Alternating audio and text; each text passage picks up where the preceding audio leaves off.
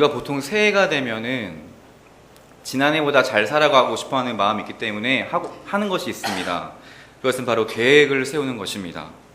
물론 우리 교회는 달력에 나와 있는 대로 성경을 읽고 계시지만 보통 세우는 계획 중에 하나가 1년 동안에 성경 1독을 하는 것일 것입니다.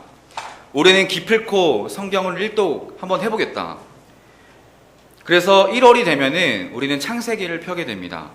창세기가 아니면 안 됩니다. 왜냐하면 창세기가 아니라면 뭔가 나의 마음구석 한 구석에 불편함이 생기기 때문입니다. 창세기가 아니면 괜히 찝찝함이 생깁니다. 그래서 저는 개인적으로 그러는데, 저는 지금까지 가장 많이 읽은 구절이 태초에 하나님이 천지를 창조하시니라, 이거 같습니다. 창세기부터 성경 읽기를 시작하면 처음에는 초집중을 하고 읽게 됩니다. 그래서 평소에는 보이지 않던 구절들이 보이기 시작합니다. 아, 이런 구절이 있었구나. 창세기에 이런 구절이 있었네. 나는 왜 그동안 몰랐을까? 그러면서 혼자 은혜를 받습니다.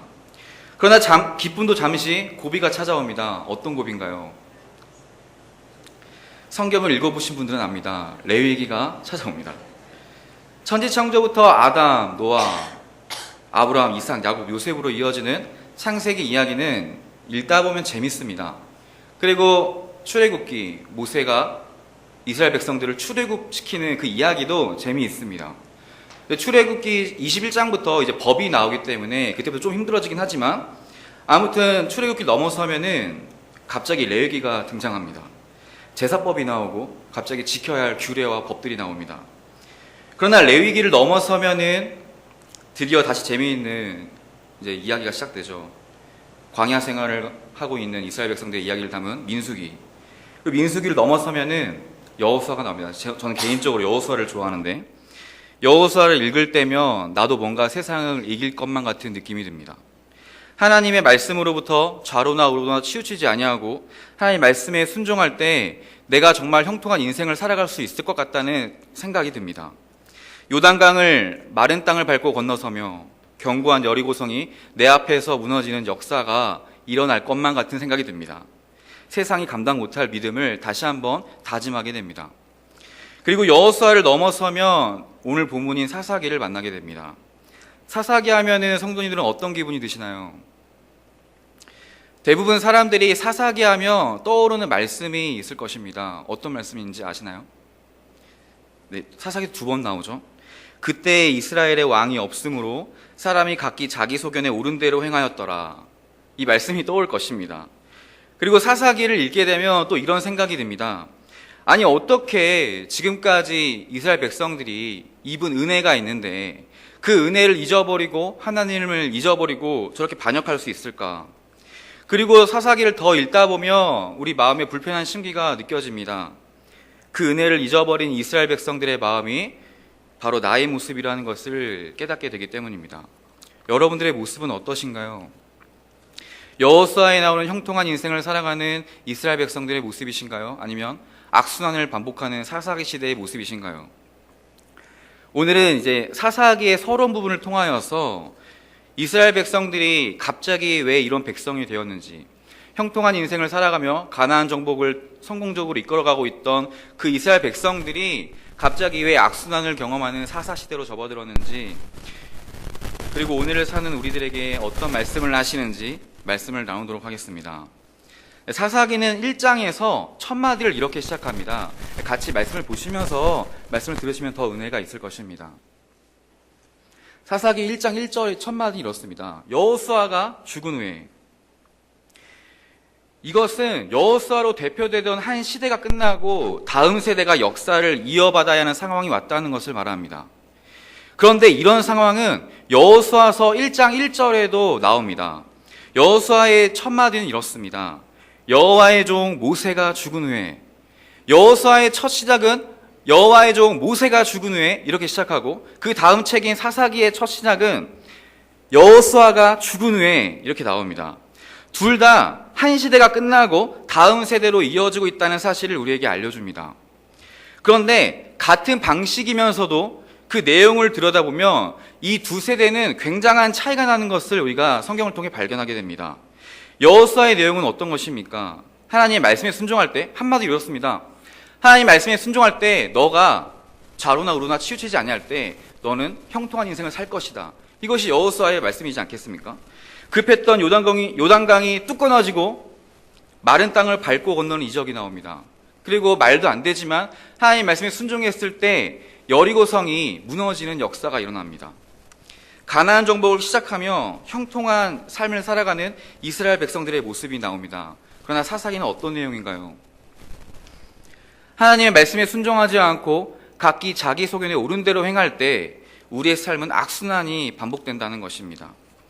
여호와의 종 모세가 죽었을 때는 여호수아라는 든든한 후계자가 있었습니다. 결과적으로 세대 교체에 성공한 것입니다. 그리고 하나님은 그 여호수아를 통해서 그 다음 세대를 가나안 정복하시는데 사용하십니다. 이것이 여호수아의 시작입니다.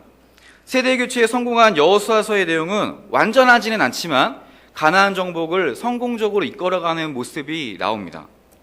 그런데 사사기 1장 1절에서는 여호수아의 시대가 끝나고 다시 새로운 세대가 등장하는데 뭔가 다른 모습의 세대가 등장합니다.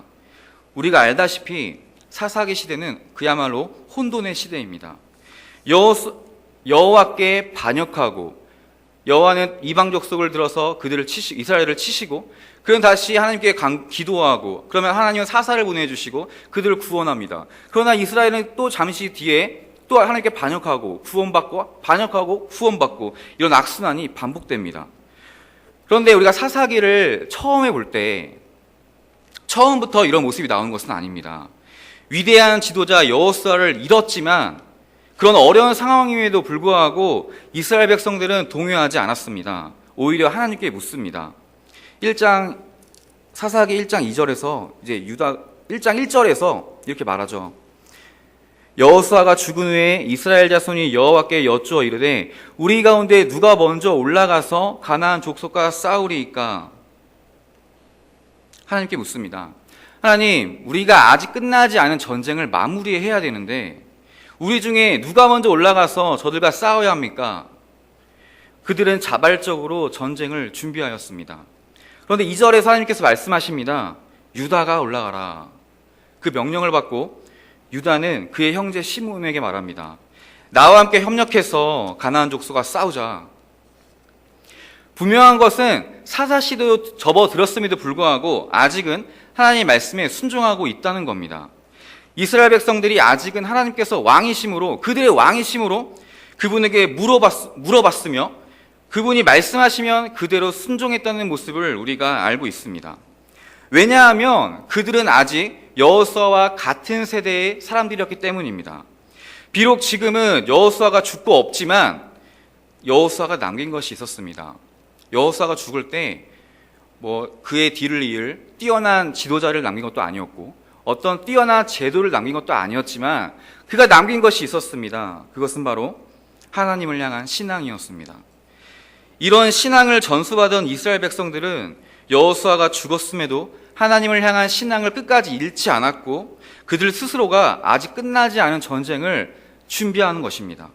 그렇게 해서 그들의 첫 싸움은 어떻게 되는지 1장 4절 말씀을 같이 한번 읽어보겠습니다.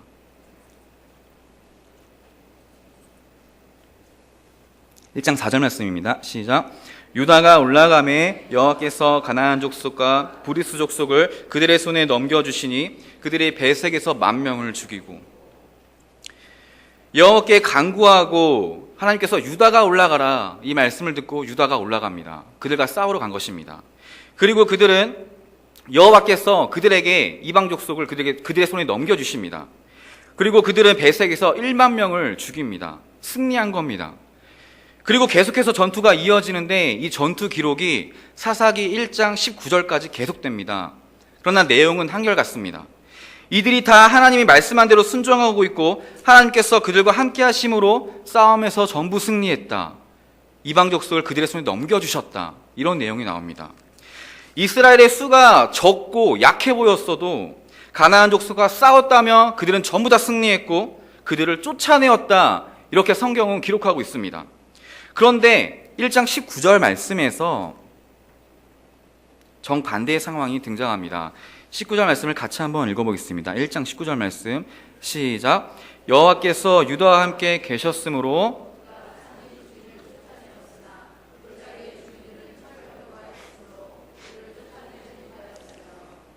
아멘. 네. 철병거가 있으므로 쫓아내지 못하였으며 이렇게 말이 나옵니다. 이 말씀을 언뜻 이해하며 우리가 오해할 수 있습니다. 여호와께서 함께 하셨는데 어떻게 전지전능하신 여호와께서 함께 하셨는데 철병거가 있다고 해서 그들을 쫓아내지 못했을까? 이런 의문이 됩니다. 그러나 이 구절은 그런 의미가 아니라 뒤에서 설명하기로 하고, 아무튼 이 구절이 등장한 이후부터, 철병거가 등장한 이후부터 이스라엘 지파는 계속해서 가나안 족속을 쫓아내지 못하게 됩니다.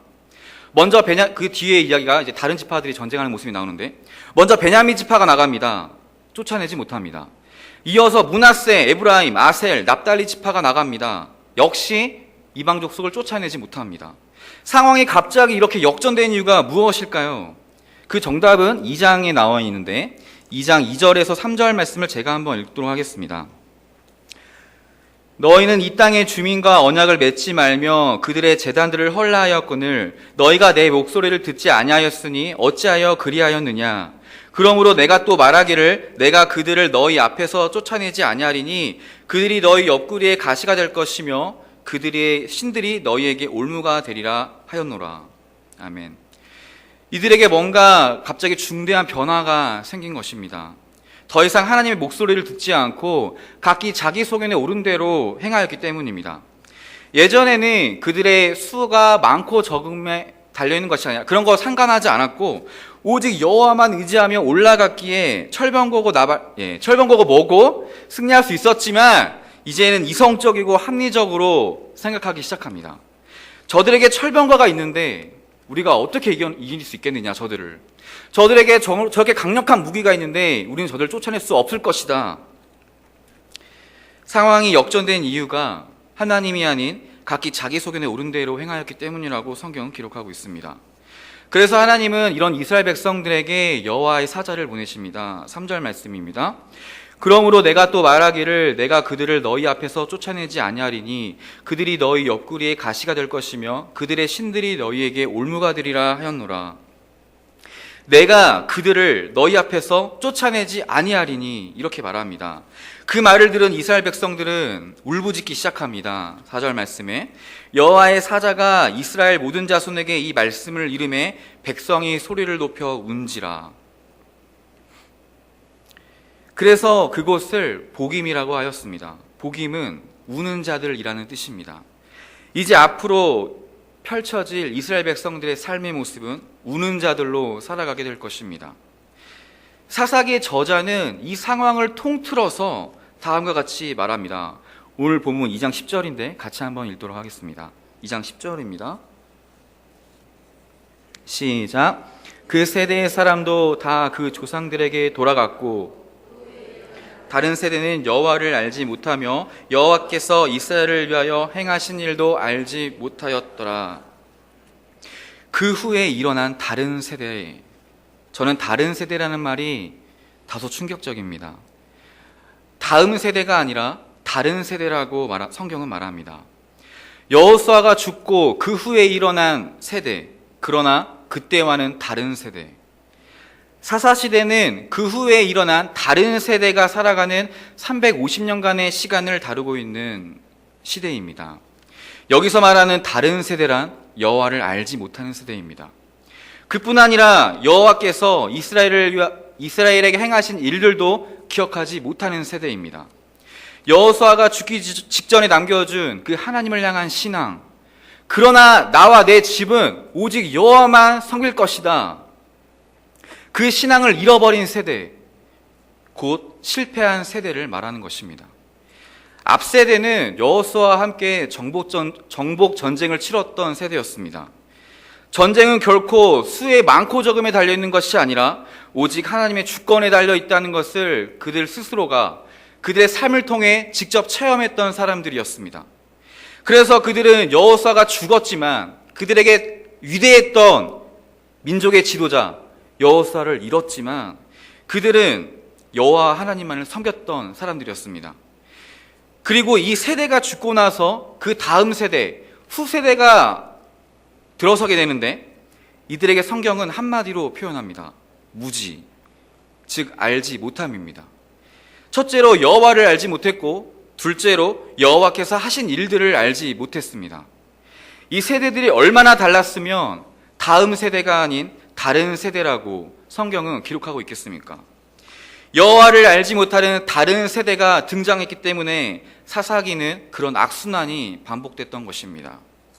네, 결론을 맺겠습니다. 예수님께서 이 땅에 오셨을 때 마지막 지상 명령을 생각해 봤으면 좋겠습니다. 그것은 우리가 이 땅에서 살아갈 때 예수 그리스도의 증인으로 살라는 것이었으며 그것은 곧 가서 제자 삼으라는 것이었습니다.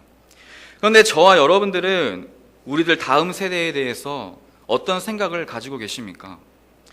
오늘날 우리는 복음을 전파합니다. 제가 알기로 우리 교회도 평일날 전도를 하고 있는 걸로 알고 있는데 전도도 열심히 합니다.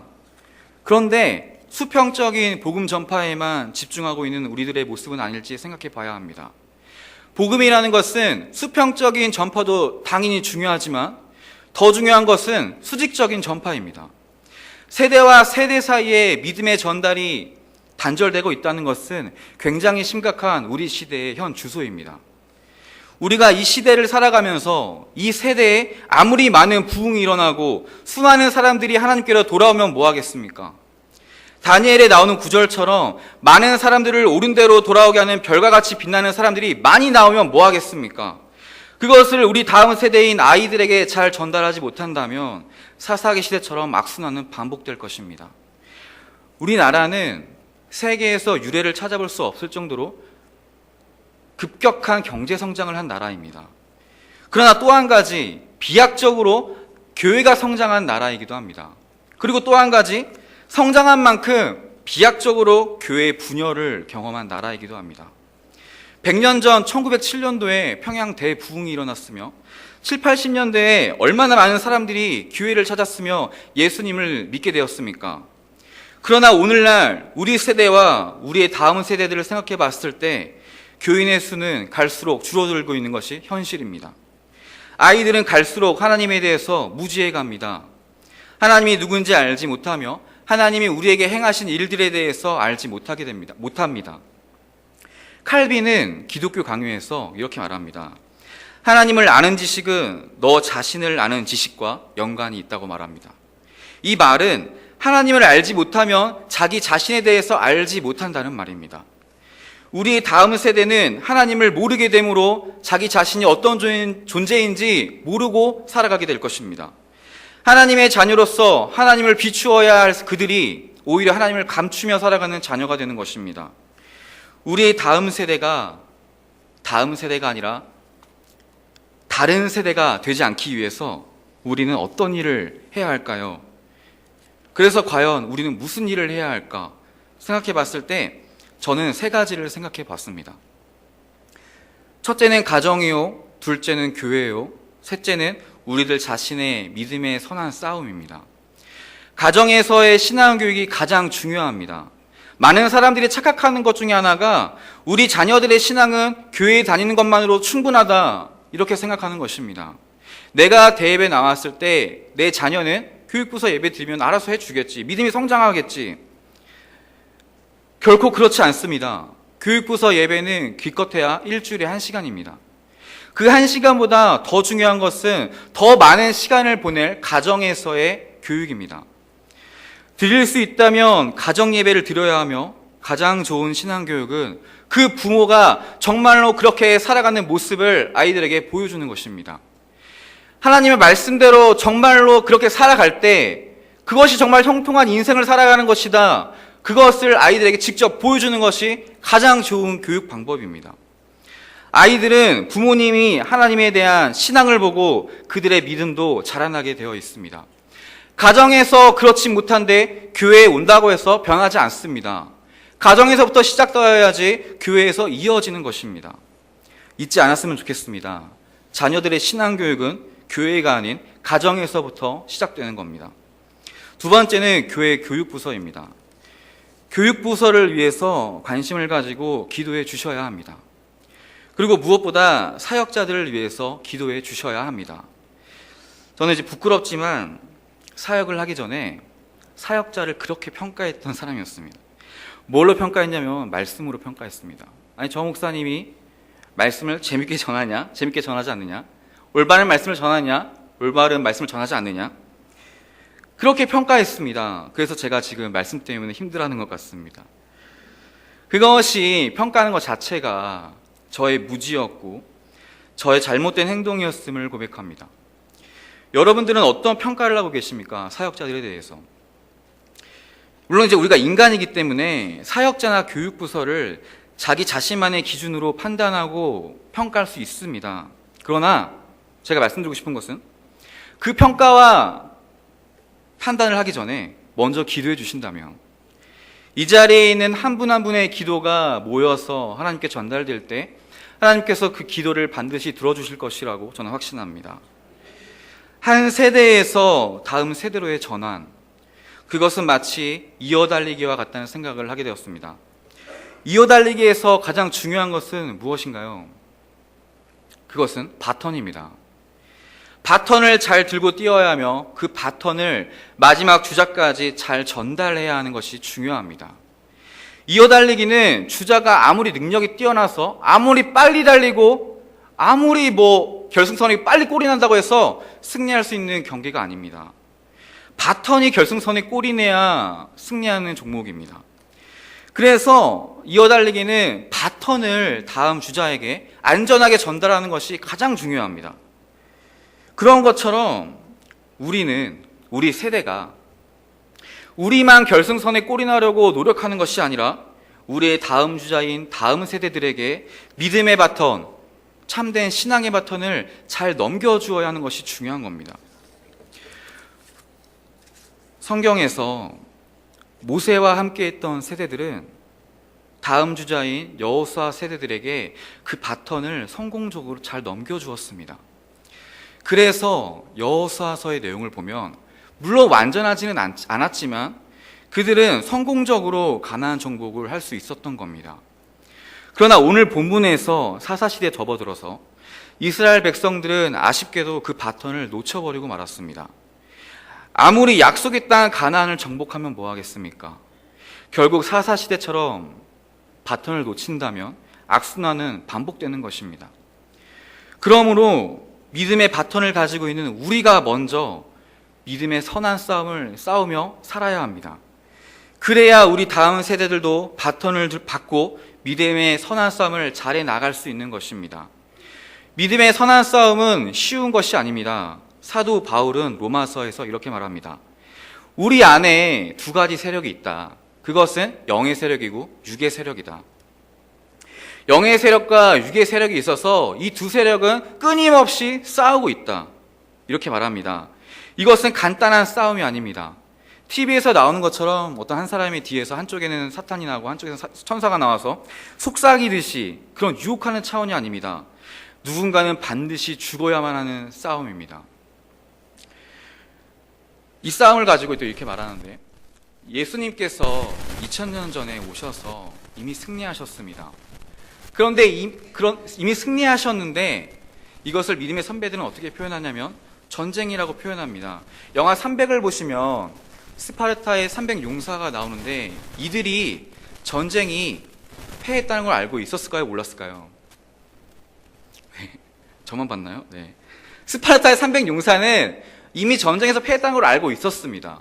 그러나 그들이 싸우면서 죽는 것이 그들의 명예였기 때문에 그들은 끝까지 최후 저항을 한 것입니다. 마찬가지로 예수님께서 이미 우리의 죄를 위해서 십자가에 달려 돌아가셨고 죽으셨고 부활하셨기 때문에 이미 여러분들은 승리했습니다. 이미 전쟁은 끝났습니다. 그러나 사탄은 최후 저항을 하고 있는 것입니다. 우리 안에서 여전히 살아남아서 죄의 본성이 살아남아서 영의 세력과 육의 세력이 끊임없이 싸우고 있다는 겁니다. 우리는 살아가면서 이 전쟁을 우리가 끝까지 마무리를 잘 지어야 되는 것입니다. 우리의 신앙이 나태해진다면 우리는 하나님을 바라보지 못하고 육신의 생각을 하게 될 것이며, 그런 우리의 모습을 보고 우리의 다음 세대들도 그 모습을 똑같이 본받을 것입니다.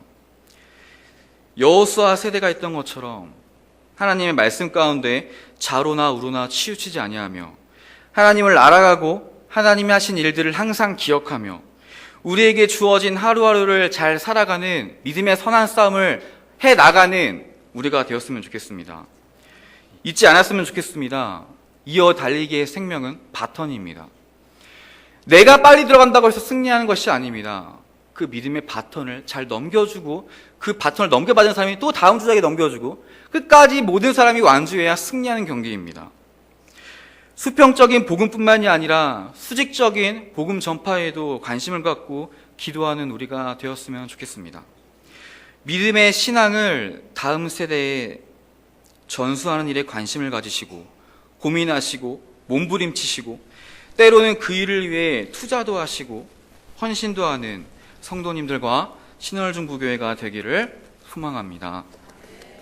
기도하시겠습니다. 하나님 아버지 감사합니다. 우리들에게 다음 세대들을 맡겨주심을 정말 감사합니다. 우리가 이 땅에 살아가면서 우리에게 남겨주신 마지막 지상명령, 복음을 전파하라고 그 말씀을 잊지 않고 살아가는 우리들이 생각해 봐야 할 것이 수평적인 복음 전파하면 신경 썼던 것이 아닌지 생각해 봐야 할 것 같습니다. 수평적인 복음도 물론 중요하지만 더 중요한 것은 수직적인 전파입니다. 복음이라는 것은 이 땅에 예수님께서 다시 오실 때까지 계속되는 싸움인 것인데 이 시대만 아무리 부흥하고 이 시대만 잘 되면 그것은 소용없는 것 아니겠습니까? 우리가 갖고 있는 그 믿음을 잘 지켜서 그 믿음의 바턴을 우리 다음 세대들에게도 잘 전달할 수 있는 우리 세대가 되게 하여 주시옵소서. 그 복음의 전파의 시작이 가정에서부터 시작되고 그 가정에서 정말로 그 부모가 하나님의 말씀대로 살아가는 것, 그 믿음의 본이 되어서 그 아이들에게 정말 진정한 신앙 교육을 하게 하여 주시고 그거 가정에 이어서 교회에서도 더 열정적으로 아이들에게 말씀을 가르치고 신앙을 알려주는 그런 우리 신월중부교회가 되게 하여 주시옵소서. 예수님의 이름으로 기도드렸습니다. 아멘.